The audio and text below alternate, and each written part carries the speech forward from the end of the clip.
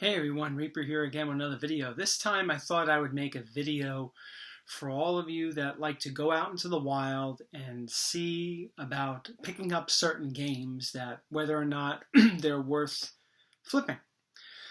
I know on Instagram people show off a lot of new games that they pick up or games in their collection. Games are now being slabbed, okay, through WADA, and I think there's another one that slabs games. So there are questions about, for comic book collectors and gaming collectors as well. People that go to garage sales, is this game worth picking up to possibly sell? Is it rare? What's the story?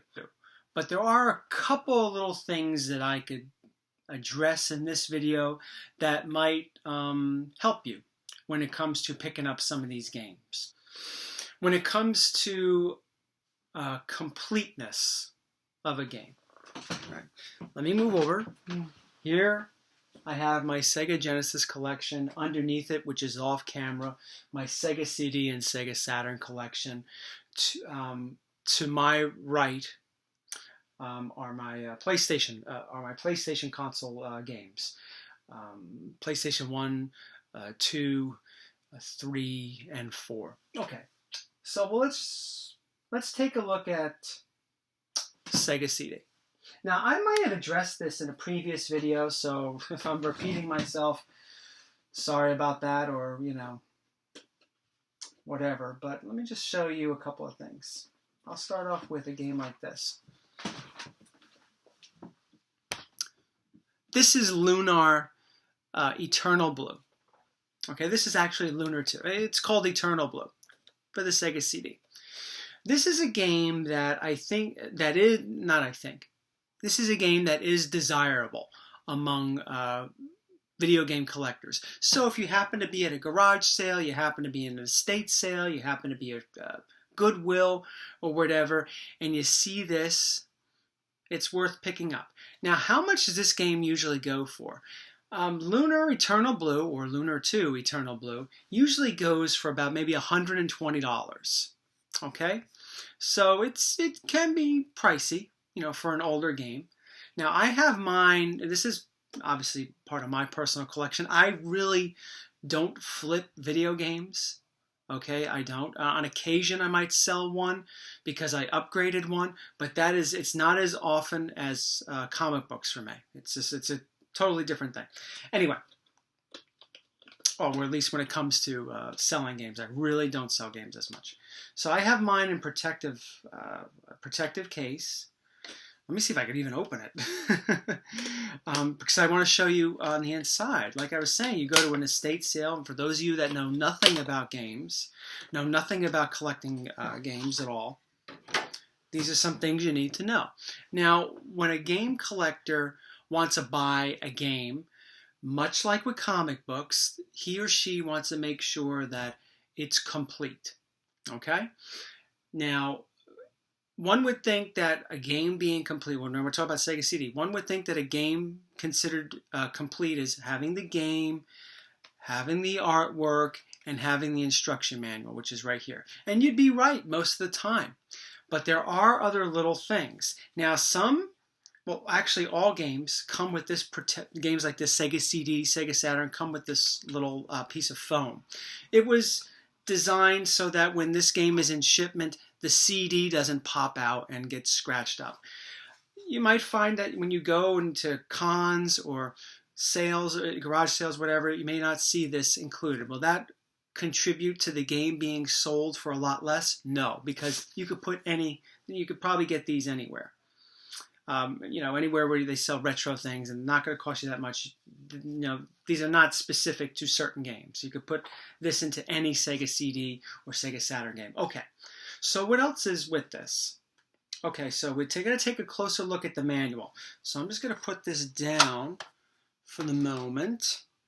Now, with Sega CD and Sega Saturn, at least most Sega Saturn games, except for ones that I think were released in 1998, there is a registration card, and that does count toward completeness, and that will count toward how much you actually get for a game. Now, also with the Sega CD games, this is by a company called Working Designs. They usually included this into it. Now, if it doesn't come with it, will that really ding the price? Probably not, but there are some collectors, just like comic book collectors, that are very... Look who's here. Want to say hi? Yes. Here's Can we do James. the microscope? Here's James. Can you do the microscope? What do you want me to do? The microscope. The microphone's on. I But can see you got your Mr. Spock haircut. I'm just explaining to everybody about video games, like what to look for when it comes to collecting, or at least buying video games for resale. Anyway, if it doesn't come with this, the Working Design, most collectors would like to see this in it. Will it affect the price that much? Probably not. Anyway, another important thing when it comes to pretty much all Sega CD, Sega Saturn games is the registration card. And the registration card is attached on the back cover of the manual. I'll see one the Hello. The registration card is connected. Does you see? Okay. Oh. If it doesn't have the registration card, that can affect the price a great deal. I mean, if, like I said, this is about $120 a game. If it doesn't have the registration card, it might sell for $75. So you still get a decent amount, but you'll notice that it is a little $75, $85.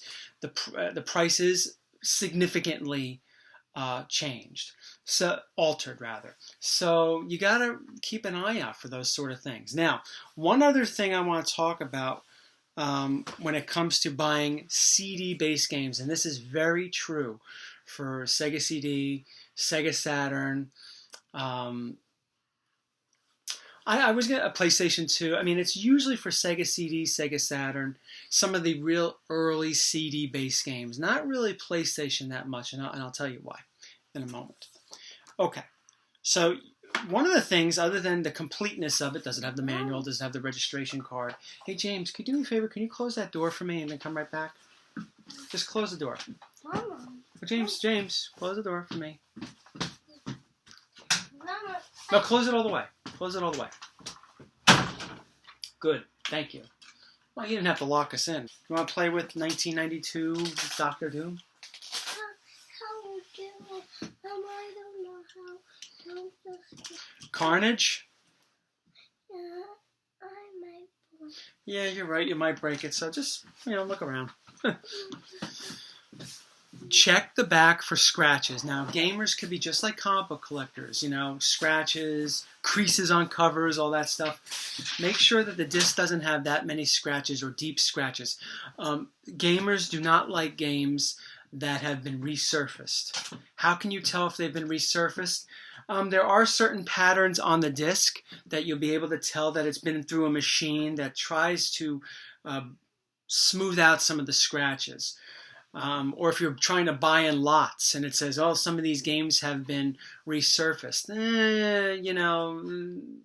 Those are iffy. You got to be careful with that. I would say that those things are almost like restored, like when a comic book is restored. When you resurface a disc, that's almost like restoration. So, I would watch it with that. But anyway, take a look to see if there's scratches on the disc. But there's another thing you could do. Now, I really can't see too well in here because it's, it's not well lit. It's at night and all that stuff. But if you're out at a garage sale or you're out in a store that's very well lit, take the CD and look at this side of it, right? Like this, and hold it up to the sun or to the light. And look at it. If you see little pinholes all around the artwork that penetrate through the art, that is a sign of disc rot. What's disc rot? That I would compare that to rusty staples on a comic book. Will it get worse? Probably. How long will it take? Who knows? It could take years. It may not even get worse. But that is a sign of disc rot. Does that mean that the game is unplayable? No. Could it mean that the game is unplayable? Yes. There's a lot to it, so you got to be careful. If it has maybe one little pinhole, if it has like one little pinhole, it may not be any big deal, but disc rot is something that you really have to be aware of. And disc rot is very, it's more common in Sega CD, Sega Saturn, maybe Sega Saturn, GameCube games. You really got to check for disc rot. Okay, so those are just some tips when it comes to buying these games, what to look for, what to be aware of. And I'll see if I can come out with a few more videos like this, where I talk about things to look for when it comes to completeness, when it comes to resale, and all of that. So, thank you for watching. Hey, Little Reaper, you want to come over and say goodbye to everybody? Come on. That's okay. That's okay. That's okay. All right, Mr. Spock. Oh, look at this. Thanks. Oh no, this is for a game. Say goodbye to everybody. Bye. Say live long and prosper. Take care, everyone.